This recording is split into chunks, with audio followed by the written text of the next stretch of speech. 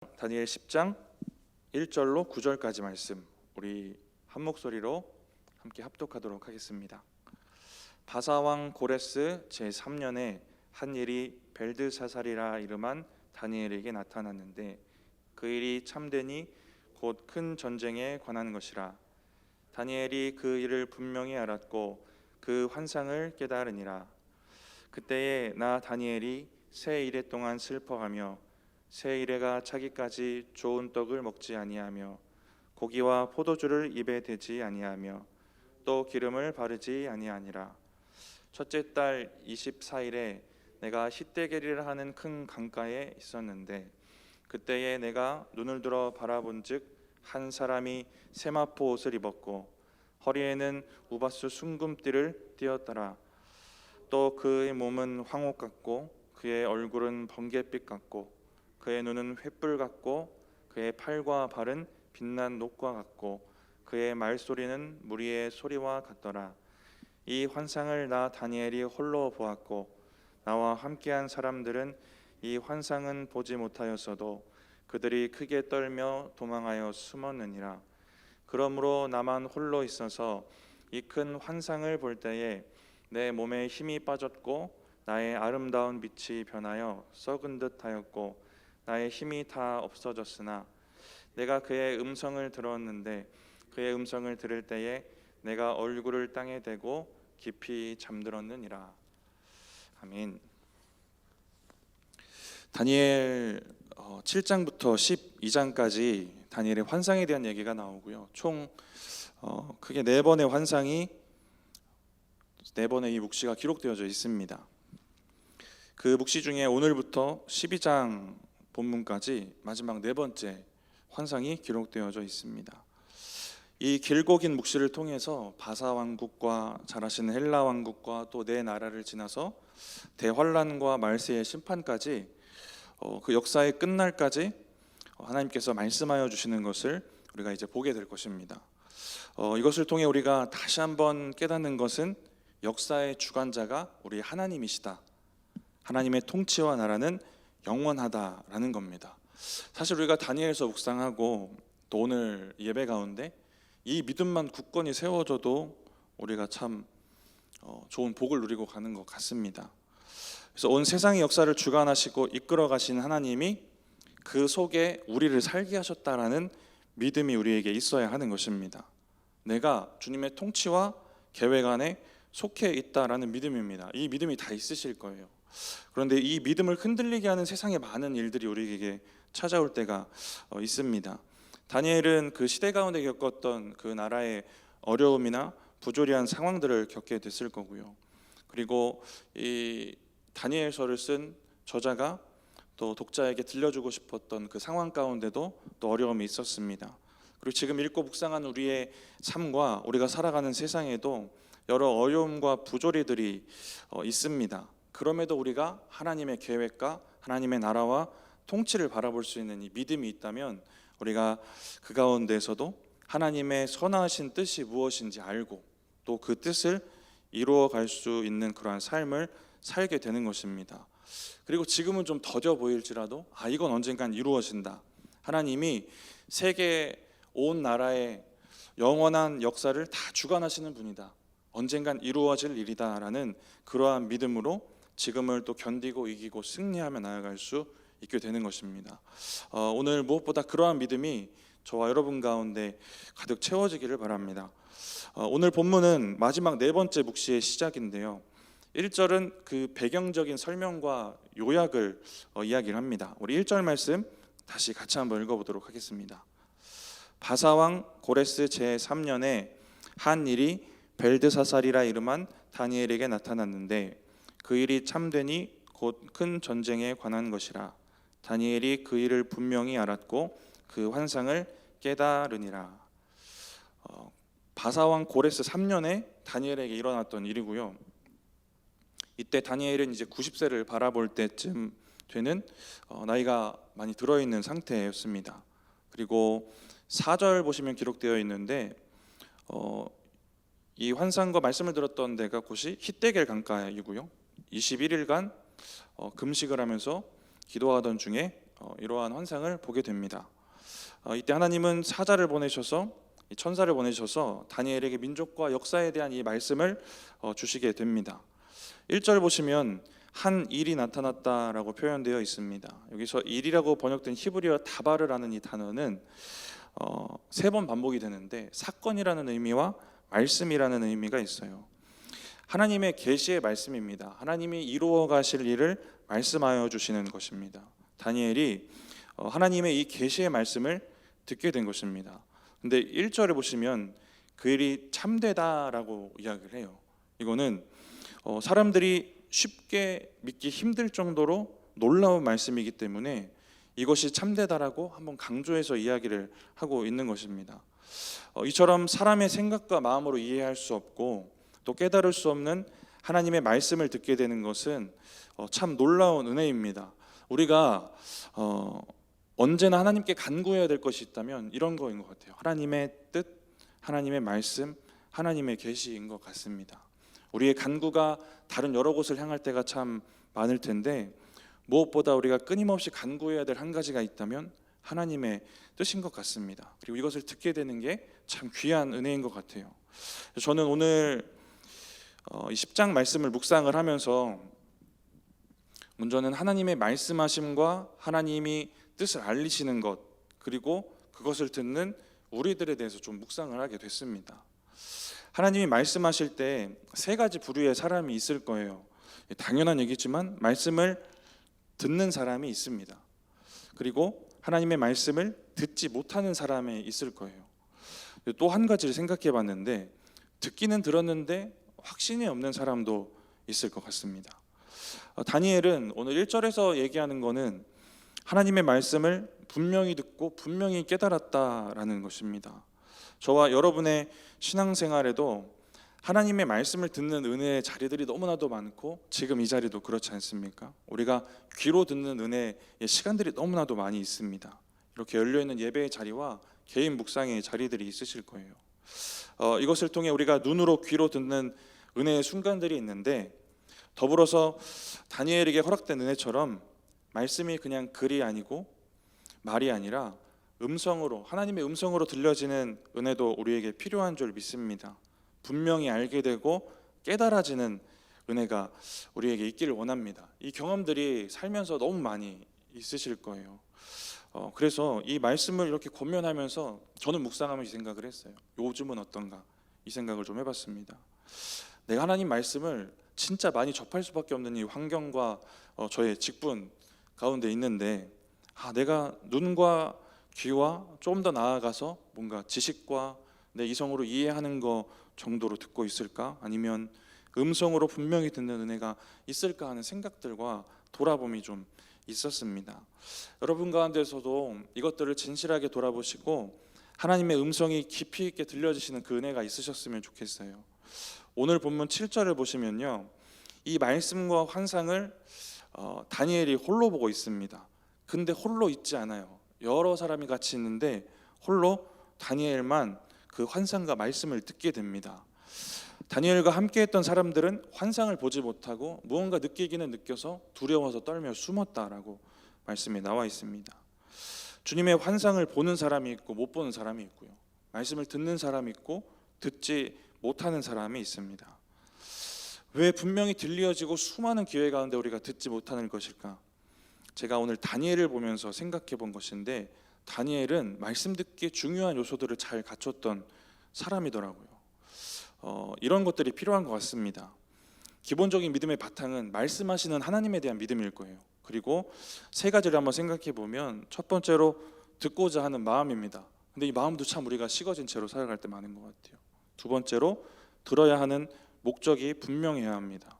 그리고 3번째로 들을 수 있는 영적 상태가 또 필요한 것 같아요. 이렇게 3가지를 좀 생각해 보고자 하는데 듣고자 하는 이 마음이 있어야 합니다. 근데 다니엘은 이런 마음과 이런 사모함이 있었던 사람입니다.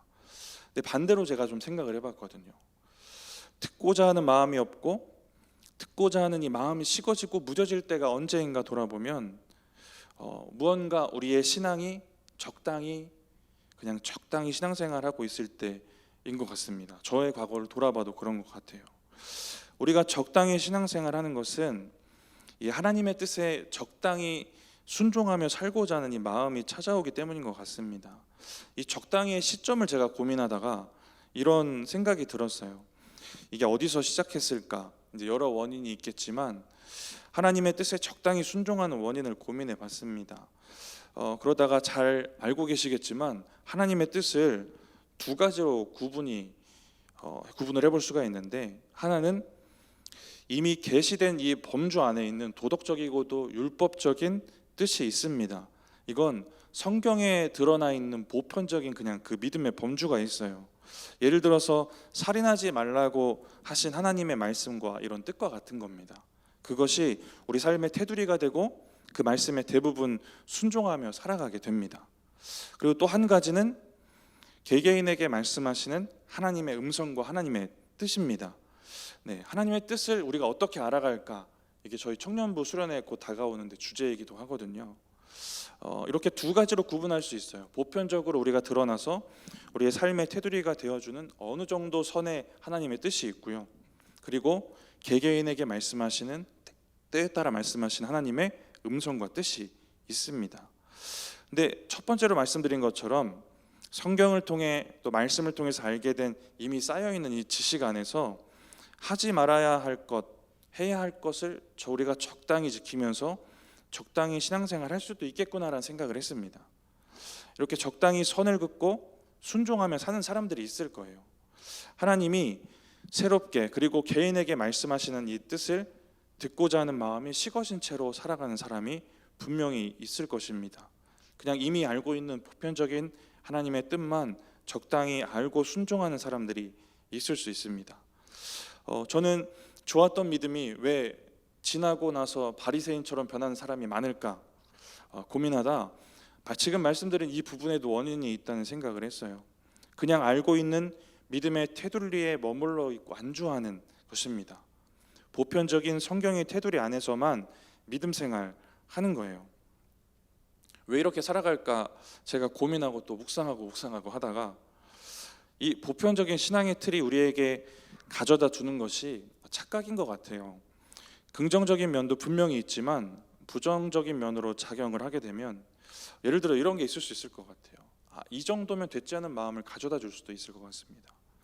그리고 우리가 나 자신과 비교하는 대상이 믿음이 좀 연약한 사람이 기준이 된다면, 나는 어느 정도 틀 안에서 어느 정도 기준을 지키고 있으니까, 우리가 가진 보편적인 틀 안에는 내가 속해 있으니까 라는 안도감과 착각이 우리에게 있는지도 모릅니다. 결론적으로 우리의 현재 위치가 보편적인 틀 안에만 머물러 있고 하나님의 개인적인 말씀하심, 이 음성을 듣는 삶이 지금의 나의 삶이 아니라면 우리가 좀 돌아보고 오늘 말씀 가운데 주님의 음성에 집중할 수 있는 그러한 우리의 믿음이 되었으면 좋겠습니다.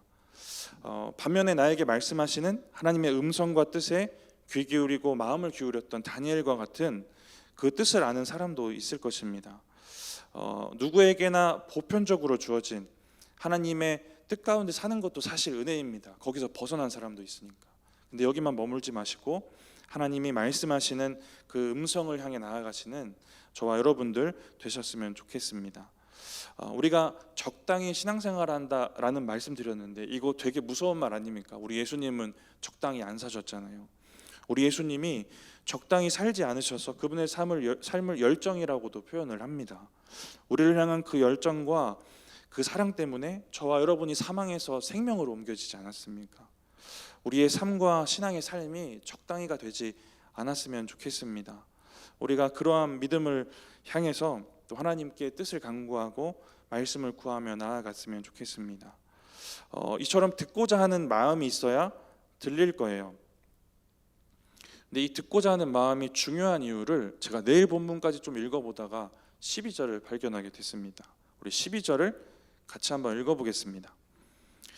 그가 내게 이르되 다니엘아 두려워하지 말라. 내가 깨달으려 하여 내 하나님 앞에 스스로 겸비하게 하기로 결심하던 첫날부터 내 말이 응답받았으므로 내가 내 말로 말미암아 왔느니라. 무슨 말인지 아시겠습니까? 이거 너무 위로되는 말씀 아닌가요? 우리 전에 일단 다니엘이 하나님 앞에 자기를 낮춰서요, 기도하기로, 하나님의 뜻을 구하기로 마음을 먹고 작정한 그 첫날 그 순간부터 다니엘이 응답받았다라고 말씀해 주시는 것입니다.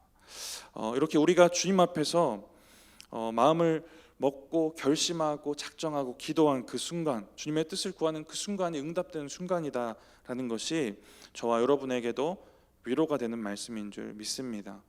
이처럼 마음을 먹는 것 중요한 것 같습니다. 그리고 두 번째로는 들어야 하는 목적이 분명해야 할 것 같습니다.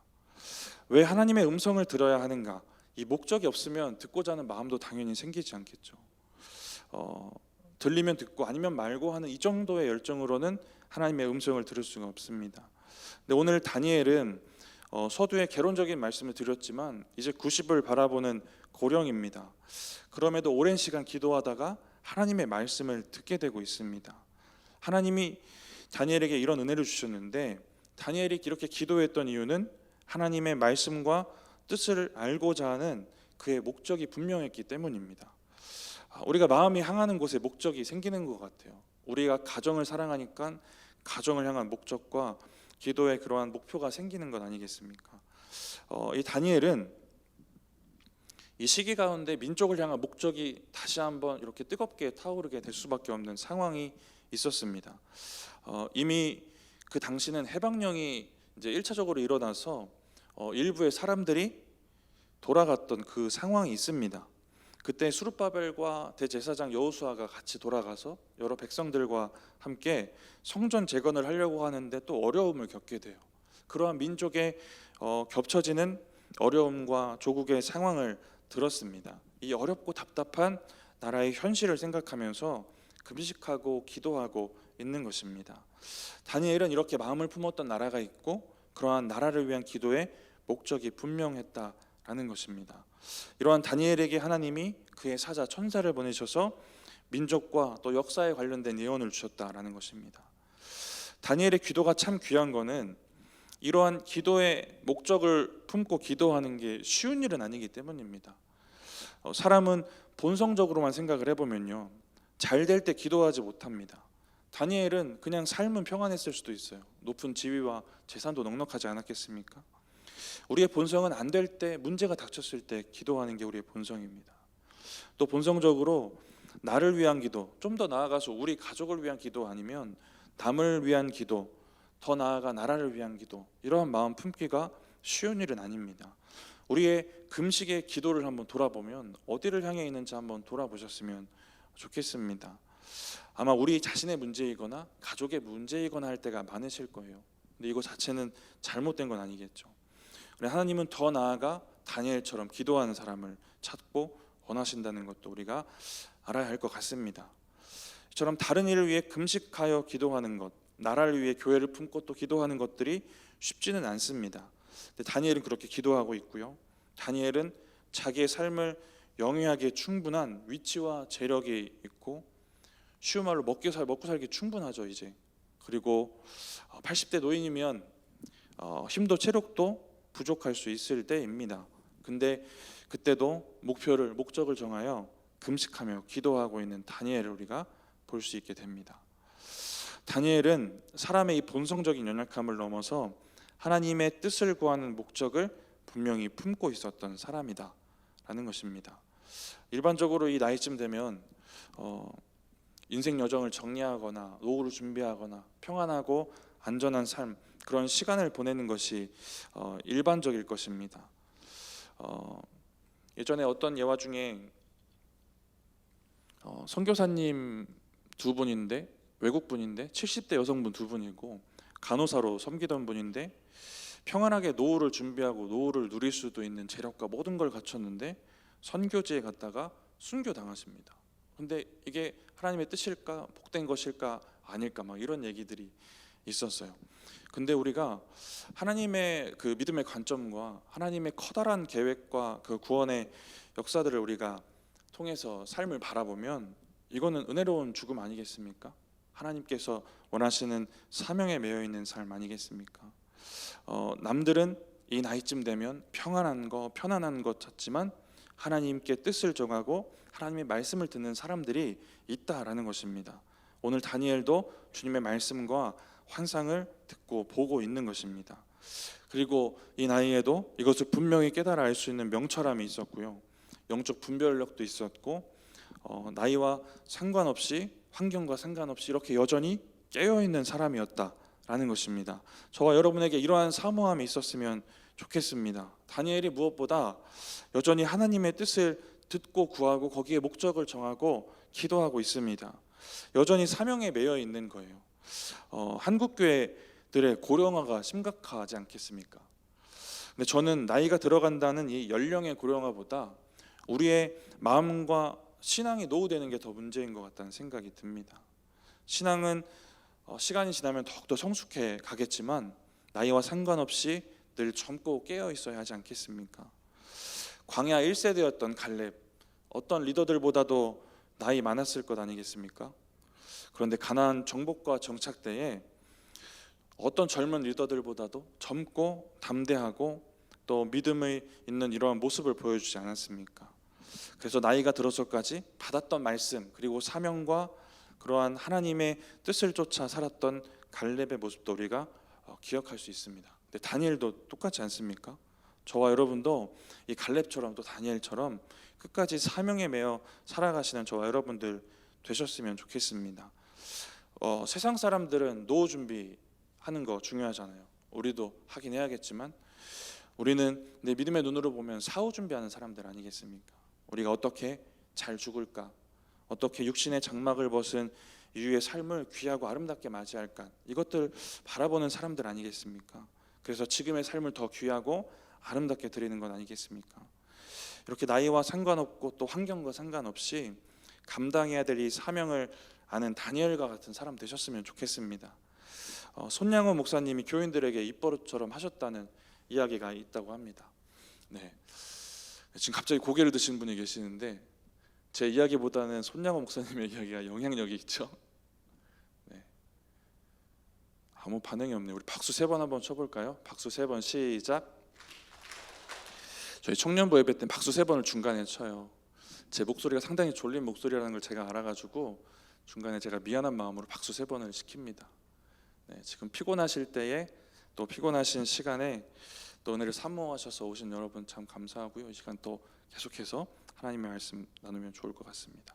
손양원 목사님이 입버릇처럼 하신 말씀, 강단에서 설교하다 죽거나 노방전도하다 죽거나 고요한 곳에서 기도하다 죽거나 할지언정 약사발을 들고 앓다가 죽을까 두렵습니다 라고 자주 이야기하셨다라고 합니다. 적당히 안 살고요, 사명에 매여서 살다가 죽기를 소원하셨던 것 같습니다. 여러분도 사명으로 살다가 사명으로 죽으셨으면 좋겠습니다. 죽기 위해 오신 우리 예수님처럼 잘 죽기 위해 살아가시는 저와 여러분들 되셨으면 좋겠습니다.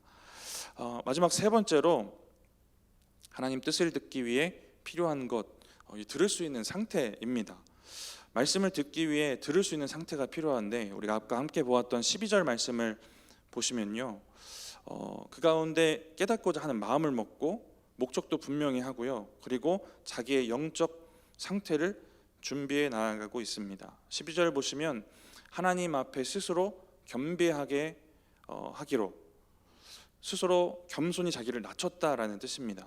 그리고 오늘 본문 2절 3절에 보시면 스스로 절제하고 금식하며 또 기도하고 있습니다. 그리고 12절 말씀에 결심하고 작정합니다. 9장 3절에도 다니엘은 작정하고 결심을 한 후에 마음을 정하고 준비하며 하나님 앞에 나아갔던 이 모습들을 볼 수가 있습니다. 목적도 분명하고 마음도 있는데 우리의 상태가 들을 수 없는 상태라면 듣지 못할 것입니다. 귀 있는 자가 되어야 들을 것이고 영적 소경이면 육의 눈을 뜨고 있더라도 보지 못하는 것입니다. 그래서 아까 우리가 함께 보았던 7절 말씀에 다니엘만 환상을 본 것은 다른 사람들이 육의 눈이 없어서가 아니라, 감고 있어서가 아니라 다니엘의 육의 눈이 더 밝아서도 아니고, 오히려 노인이면 육의 눈 더 어둡지 않겠습니까? 다니엘의 영적인 눈이 깨끗하고 밝았기 때문입니다. 다니엘은 듣기 위해 자기를 겸손하고 깨끗하게 준비했던 사람이다 라는 것입니다.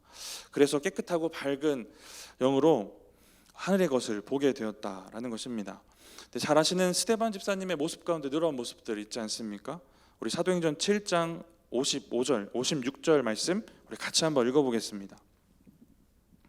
스데반이 성령 충만하여 하늘을 우러러 주목하여 하나님의 영광과 민 예수께서 하나님 우편에 서신 것을 보고 말하되 보라 하늘이 열리고 인자가 하나님 우편에 서신 것을 보노라 한데, 스데반이 영의 눈이 열려서 하나님과 예수 그리스도를 하늘을 보고 있습니다. 그리고 돌에 맞아 순교해요. 잘 아시는 것처럼.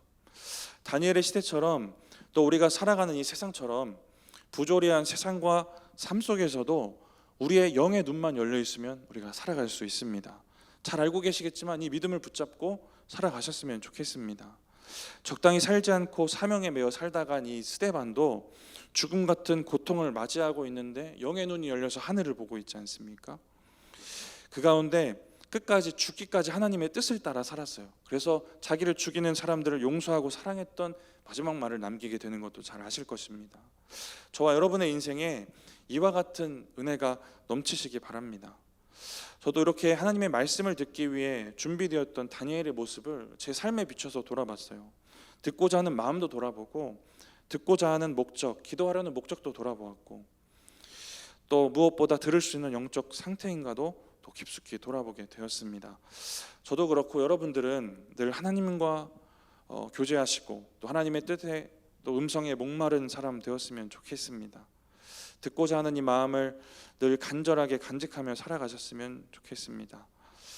이렇게 듣고자 하는 모든 요건들이 잘 충족되어 있던 다니엘의 이 열심이 2절과 3절에 나오는데, 다니엘은 계시를 받기까지 새 이래 동안 슬퍼하며 기도를 합니다. 그리고 좋은 떡과 고기와 포도주를 먹지 않고요, 금식하고 기도를 하고 있습니다. 그리고 기름을 바르지 않았다라고 나오는데, 고대 근동의 생활 관습에서 기름을 바를 때는 무언가 생활 환경에서 햇빛을 피하거나 이러한 부분이 있고요. 그리고 축제나 좋은 날 때 기름을 바르는 이런 의식이 있었다라고 합니다. 자기 관리를 위해 쓰였던 거예요. 또 축제 일에도 쓰였고요. 그러니까 기름을 바르지 않는 것은 절제와 애도의 의미가 있습니다. 이러한 태도와 이러한 준비로, 이러한 마음가짐으로 하나님 앞에 나아갔던 다니엘의 모습을 보게 됩니다. 다니엘은 이렇게 하나님 앞에 마음을 정해 기도하고 21일간 하나님 앞에 그렇게 나아갑니다.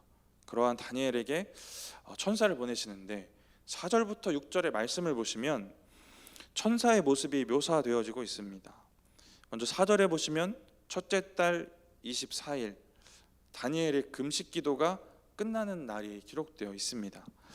그때 천사가 찾아와 하나님의 말씀을 전한 거예요. 첫째 달 24일, 당시 달력으로는 1월 24일이고요. 우리가 사용하는 달력으로는 3, 4월쯤입니다. 이때를 새해를 시작하는 달력이고 니산월이라고 불러요. 당시 니산월 첫날과 둘째 날은 금식을 하는 게 전례입니다. 그리고 1일, 2일에 이어서 3일부터 21일간 기도를 마치고 그 다음 24일에 천사를 만나게 되는 것입니다. 근데 이 날짜가 기록된 게 참 귀한 게, 이 니산월 기도 기간 가운데에 6월절이 포함되어 있습니다. 니산월 14일에 6월절을 지키고 7일 동안 무교절을 지키는 거예요. 다니엘의 금식이 이 6월절 기간 동에 있었다라는 것을 이야기하고 있습니다. 이것은 애굽에서 건져내신 하나님을 기억하게 하는 은혜입니다. 지금 다니엘과 다니엘의 조국에 이 은혜가 필요하기 때문입니다. 고레스 왕 시절에 포로 귀환이 있었지만 아까 말씀드렸듯이 5만 명도 안 되는 적은 숫자였어요.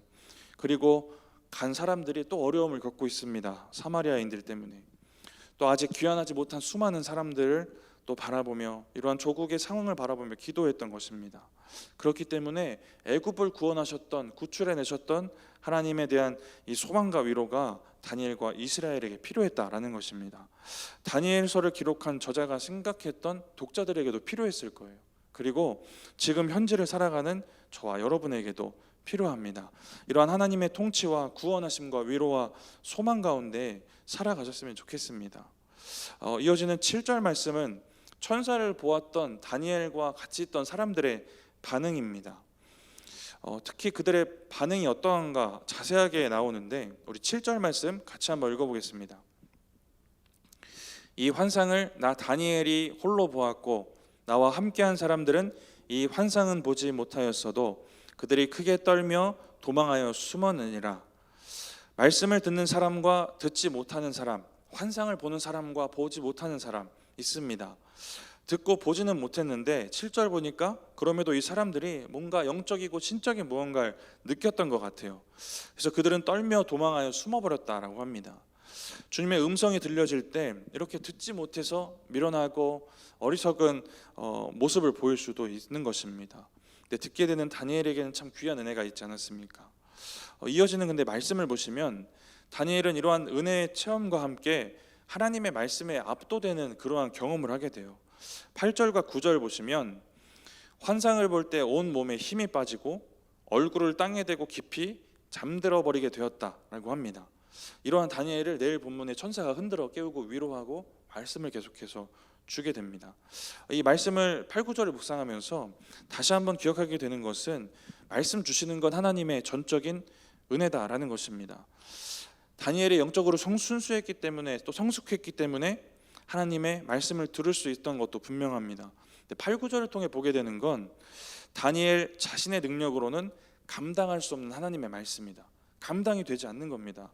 고꾸라지고 잠들어 버릴 정도인 것입니다. 하나님께서 다니엘이 감당할 수 있도록, 이해할 수 있도록, 깨달을 수 있도록 그에게 은혜를 베푸셨다라는 것입니다. 우리가 감당할 수 없을 정도의 놀랍고 위대한 하나님의 뜻과 말씀, 이 말씀을 듣기에 하나님 앞에 온전히 나아가시는 저와 여러분들 되셨으면 좋겠습니다. 우리가 바르게 정하여 기도하면 바로 그때 이미 응답하신 하나님에 대한 12절 말씀 기억하시고요. 우리가 말씀을 정리하고 기도할 텐데 우리의 능력 이상의 것들을 듣고 보고 깨닫게 하시는 이 하나님 기억하시기 바랍니다. 그렇게 하나님의 뜻을 우리에게 알리시고 그 뜻 가운데 살아가게 하시는 하나님을 기억하시기 바랍니다. 그래서 우리가 우리에게 주어진 인생을 적당히 살지 않고 주님처럼 사명에 매여서 잘 죽기 위해 그렇게 살게 하시는 하나님을 우리가 기억하고 기도했으면 좋겠습니다. 저와 여러분의 삶 가운데에 다니엘이 오늘 기도하고 하나님의 뜻을 구하고 뜻 가운데 서서 주님의 사명 가운데 매여 살았던 그러한 삶이 우리 가운데 있기를 원합니다.